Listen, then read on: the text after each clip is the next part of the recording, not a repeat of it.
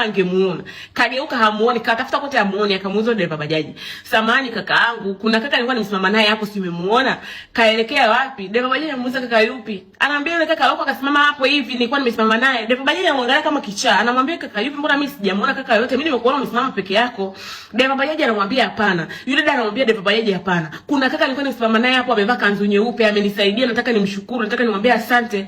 Dereva bajaji akamuuliza dada, kwa nini umelewa au maana unanuka pombe? Dada akamwambia hapana, sijalewa kaka. Kuna kaka ambaye kanisaidia, nilikuwa nimesimama naye hapo, yuko wapi? Dereva bajaji anamwambia mimi bwana dada, kama umelewa naomba mimi niondoke, maana ulikuwa umesimama peke yako na umesimamisha bajaji peke yako na umeingia kwenye bajaji. Sawa kuniambia kwamba kuna kaka ulikuwa umesimama naye, kwamba ulikuwa umesimama na jini au ni nini?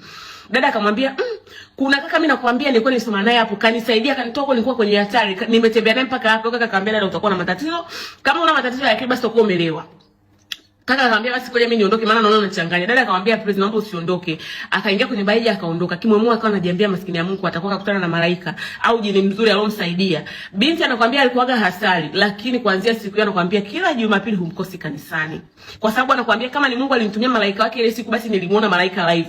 Kwa sababu ule mtaa ulikuwa ni mtaa ambao hawezi kutembea, hawezi kupita sehemu yoyote bila kuonekana. Yaani wale wakaka yani kama angekuwa mwenyewe kaka asingemsaidia, wangemuona na wangemkamata, kwa sababu hakuna sehemu yoyote ile ambayo angepita akajificha.